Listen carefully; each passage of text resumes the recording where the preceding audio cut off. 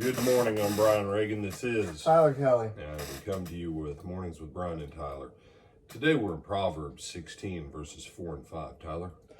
The Lord has made all for himself, yes, even the wicked for the day of doom. Everyone proud in heart is an abomination to the Lord. Though they join forces, none will go unpunished. All right. So, verses like these are what give people the belief that everything is for a purpose, or, God just not. No, that's not. God has made everything for its purpose.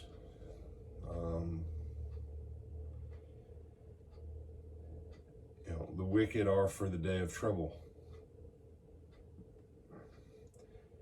Does the Lord choose who will be the wicked ones? No. The first half of Daniel revolves around two people, Tyler. Daniel's one of them. Who's the other key person that the first half of the book of Daniel revolves around? Nebuchadnezzar. Nebuchadnezzar. Now, Nebuchadnezzar is interesting.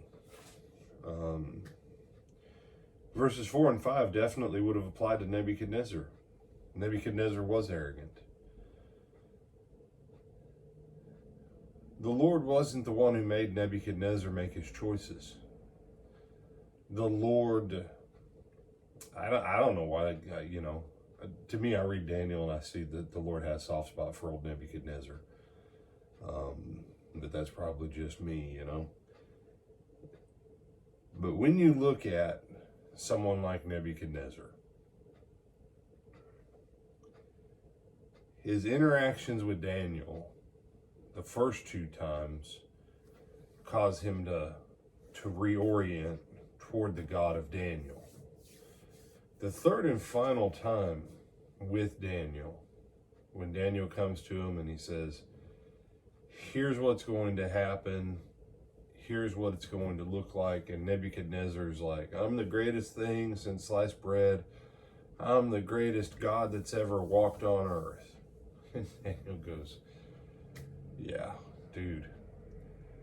And then for the next 7 years, Nebuchadnezzar ate like a beast of the field, lived like a wild animal. The Lord just kind of, there we go, let's tap you a little bit. Nebuchadnezzar, at the end of 7 years, comes back to his senses, and he comes to a point of permanent faith. That's oddly enough where Nebuchadnezzar's story closes out, is with him having faith in God and having repented, which, because he was a Gentile, that was all he needed to do at that time under the law of the patriarchs, or the patriarchal system.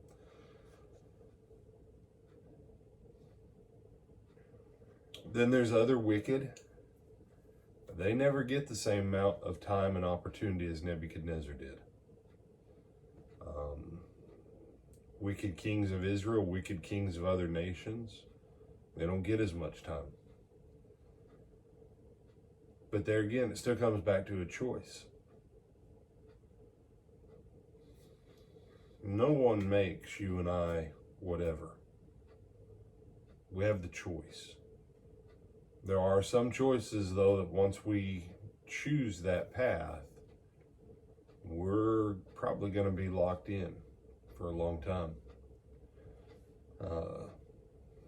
I know that you've studied the westward expansion of the United States and the pioneer trails during the 1800s. I know that's been one of your driving forces of study in your life, Tyler. Not one of my driving ones, no, sir. Oh, okay. Out west with the wagon trains, and they've still got remnants of it where they didn't plow it back under. You can still see where some of the original trails went, and there were places where trails diverged that they had the signage up to make sure you chose your rut carefully, because you'd be in it for the next 300 or 500 miles. And some people, what? Yeah, because the wagons went over the same one. After a while, it wore grooves into the ground, ruts, that short of you emptying everything out of your wagon and a bunch of guys getting together and literally lifting it up out of the rut, it wasn't moving. And that's, and that takes us to verse 5 with arrogance. Don't confuse someone who's confident in their ability because they've succeeded and done well in times past in those areas with being arrogant. That's not arrogance. And arrogance where God is concerned is a whole different thing. And again, I say go back and read the story of Nebuchadnezzar in the first half of Daniel if you want to understand arrogance. One other one, though, that comes to my mind, well, two actually, Tyler. King Saul. King Saul was arrogant, and he lied a lot. And then one other king who's kind of the epitome of arrogance. And he was one of the good, he was actually a good king right up until he lost his ever-loving mind in arrogance. Do you remember who?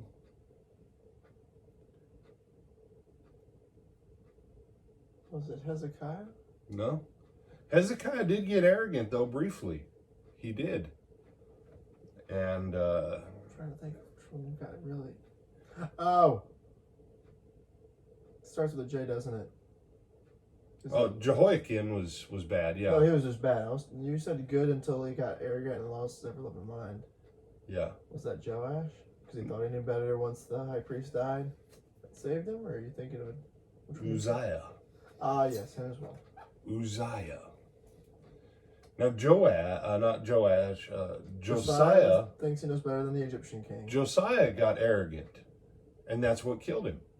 You remember the Egyptian Pharaoh said what to him? Do you remember, Tyler? The Lord's on my side. Let me pass by through. I'm not here to mess with you anyways. I'm going to attack whoever. Let me pass. Nope, I want to go to war with you. And the Egyptian said, why should you die by interfering with me doing the work of Jehovah? Mm-hmm. The Egyptian came in the name of Jehovah because Jehovah told him, go and do this. The Lord wanted to spare Josiah. And Josiah's like, no, I'm going to go to fight with you, you Egyptian. And the Egyptian's like, please don't. You're going to end up dead. I'm here on a mission from God, and you're going to be in the way. But King Uzziah, righteous king, good king. And one day, I don't know what got in his head. But he walked into the temple and he's like, I'm going to do my own sacrifice to God. I'm sick of you Levites and you priests. I'm going to do my own God thing. And he walked into the temple and he walked back out covered with leprosy. And he lived, another 10 or 15 years. His son had to reign in his stead. He'd already had a long reign. And he spent the rest of his life as a leper. So, good king. One day lost his ever-loving mind. And spent the rest of his life as a leper. So, a lot of things in these two verses. And a lot of biblical examples of how these things play out. So, anything you want to add, my brother? No, sir. All right. With that, I'm Brian Reagan. This is Tyler Kelly. We bid you good morning.